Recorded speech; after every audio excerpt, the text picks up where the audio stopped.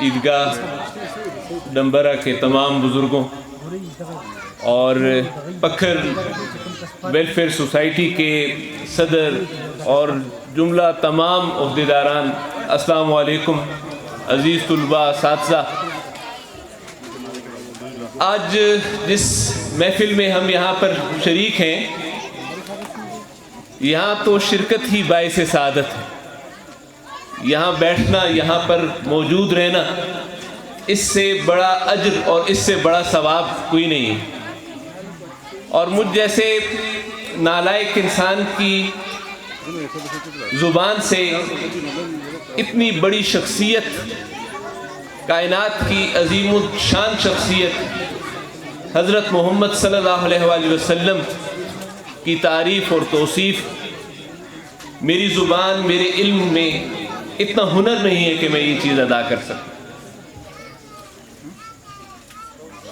سنت نبوی کے حوالے سے چند چیزیں آپ کے سامنے پیش کروں گا، وقت کی کمی ہے۔ ایک وہ زمانہ تھا جب حضرت محمد صلی اللہ علیہ وآلہ وسلم کی پیدائش نہیں ہوئی تھی، نبوت نہیں آئی تھی۔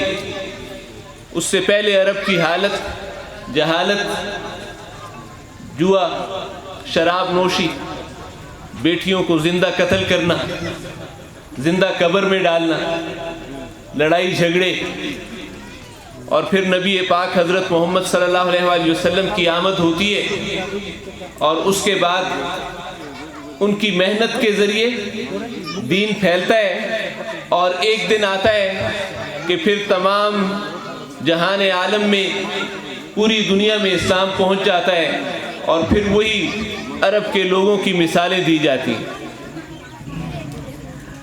آج کی یہ تقریب اس سنت کو زندہ کرنے کی ایک مثال ہے۔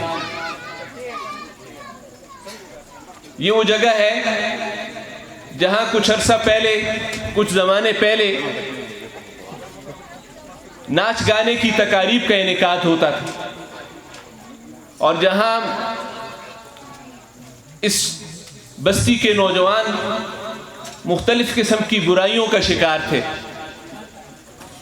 اس سوسائٹی نے اپنے طرز عمل کے ذریعے نبی کی سنت کو زندہ کیا، اور ایک ایسے طریقے سے تبلیغ کا کام جاری کیا کہ جس کی مثال آج کی یہ تقریب ہے، کہ جہاں اور علاقوں میں اس قسم کے سٹیج کچھ اور پروگراموں کے لیے سجائے جاتے ہیں، یہاں ہم نبی پاک حضرت محمد صلی اللہ علیہ وآلہ وسلم کی شان میں نعتیں پڑھ رہے ہیں، یہاں ہم ان کی سیرت کے واقعات بیان کر رہے ہیں، اور یہاں ہم جو ہے کوئز کے مقابلوں کا انعقاد کر رہے ہیں۔ نوجوان نسل کی جو تربیت ہو رہی ہے، راشد خان سواتی صاحب جو یہاں ابھی موجود نہیں ہیں، انہوں نے مجھے بتایا کہ اس گاؤں کے بچے اس پلیٹ فارم سے سیکھ کر جاتے ہیں، اور جب وہ وہاں اسکولوں میں مقابلے ہوتے ہیں آپس میں، تو سب سے بہتر کارکردگی اس علاقے کے بچوں کی ہوتی ہے، اور کارکردگی کو بہتر بنانے کا ذریعہ والدین بھی ہیں، خراج تحسین کے مستحق ہیں، تعلیمی اداروں کے سربراہان بھی بیٹھے ہوئے ہیں، وہ بھی تعریف کے مستحق ہیں۔ یہ بچے جو یہاں آج آئے ہوئے ہیں، ان کا بھی حق ہے کہ ان کی تعریف کی جائے، لیکن اگر اس پلیٹ فارم کا ذکر نہ کیا جائے، جس پلیٹ فارم کے ذریعے نوجوان نسل کو اس حد تک تربیت دی جاتی ہے کہ اتنے چھوٹے بچے سٹیج پر آ کر اپنا تعارف پیش کرتے ہیں، نعت پیش کرتے ہیں، تقاریر کرتے ہیں، اور کوئز کے مقابلوں میں شرکت کرتے ہیں، اس سے بڑی تربیت گاہ اور کوئی نہیں ہے۔ میں اپنی طرف سے، اپنی جانب سے، اور تمام علاقے کے والدین کی جانب سے پکھل ویلفیئر سوسائٹی کا تہہ دل سے شکر گزار ہوں۔ میں شہروں میں تعلیمی اداروں میں پڑھاتا ہوں، اور وہاں بھی اس قسم کی سرگرمیاں ہوتی ہیں، میں ان کا بھی گواہ ہوں اور میں یہاں بھی گواہ ہوں، اور میں بڑے فخر اور اعزاز کے ساتھ ابھی جو بات آپ کے سامنے بتانے جا رہا ہوں، اس کی وجہ یہ نہیں ہے کہ میں اس علاقے کا ہوں، स्टेज पर आकर और एक ज़िम्मेदार आदमी को ज़िम्मेदार गुफ्तगू करनी चाहिए, उसको ऐसे कोई मुबालगे का मुजाहरा नहीं करना चाहिए, झूठ नहीं बोलना चाहिए स्टेज पर। एबटाबाद जैसी धरती पर भी इस नौइयत के प्रोग्राम स्कूलों कॉलेजों में मुनक़िद नहीं किए जा सकते। किसी प्रोग्राम के खूबी का अंदाज़ा ये होता है कि वो मुनज़्ज़म हो। मुनज़्ज़म का अंदाज़ा इस बात से होता है कि जितने भी हाज़रीन बैठे हों उनको हर वक्त कोई ना कोई एक्टिविटी मिलती रहे। ऐसे प्रोग्राम्स के लिए बड़ी तैयारी करनी पड़ती है, काफ़ी रिहर्सल्स करनी पड़ती हैं। यहाँ पर सारा कुछ जो था, प्रोग्राम जितना भी था, वो रिटन फॉर्म में कोई नहीं था। तमाम लोग फिलबदी बोल रहे थे और तमाम एक्टिविटीज़ उसी मौके पर उसी वक्त हो रही थी। रिहर्सल्स का टाइम यहाँ पर स्टेज पर परफॉर्म करने वाले जो जितने भी हमारे दोस्त थे उनको नहीं मिला है। वक्त ये कल ही ये सारा स्टेज बनाया गया है, हम उस ग्रुप में शामिल हैं, हमारे सामने, और आज जो कुछ हो रहा था वो सबके सामने हो रहा था। प्रोग्राम में 0% भी कमी नहीं थी। वहाँ शहरों में बड़े बड़े प्रोग्राम मुनक़िद होते हैं, 10-10 रिहर्सल्स होती हैं, उसके बाद भी कमियाँ रह जाती हैं। बुलाने में कमी रह जाती है, इनामात की तरतीब में कमी रह जाती है। यहाँ एक मेहमान को बुलाया गया है, मुशरान को बुलाया गया है, उनके हाथ से भी सर्टिफिकेट सिलवाए गए हैं। रही बात यहाँ के तालीमी इदारों के होनहार बच्चों की और वालिदैन के बच्चों की, तो यकीनन शहरों के स्कूलों में आप भी जाते होंगे, जितने अच्छे और जितने एतमाद के साथ बच्चों ने नातें पढ़ी हैं, मैं आपको यकीन दिलाता हूँ कि एबटाबाद भर में ऐसी नात पढ़ने वाला कोई बच्चा नहीं है। ये कम उम्र बच्चे हैं, देखें बड़े होंगे, मैं बड़े बड़े नातखान हैं एबटाबाद में, लेकिन उनकी एज ज़्यादा है। मैं इस उम्र की बात कर रहा हूँ, छोटे बच्चों की बात कर रहा हूँ। और फिर जो तकारीर आपके सामने पेश की गई, आप यकीन करें उन तकारीर का मेयार बेहतरीन था। मुकर्रिरीन ने मुकम्मल तौर पर तमाम बुज़ुर्गों को और तमाम लोगों को अपने काबू में रखा और मुकम्मल तौर पर वो उनकी गिरफ्त तमाम ऑडियंस पर मुकम्मल तौर पर कायम थी। और मैं चाहूँगा कि हम सब मिलकर, जो छोटे छोटे बच्चे सवालों का जवाब दे रहे थे क्विज़ के प्रोग्राम से, इन बच्चों की मालूमात में तो बहुत इजाफा हुआ है, मेरी भी मालूमात में बहुत इजाफा हुआ। बहुत सारे सवालों के जवाब मुझे भी नहीं आ रहे, बच्चों को आ रहे थे। और अगर हमें आ भी रहे थे तो देखें हमारा तकरार हो गया, दोहराई होगी।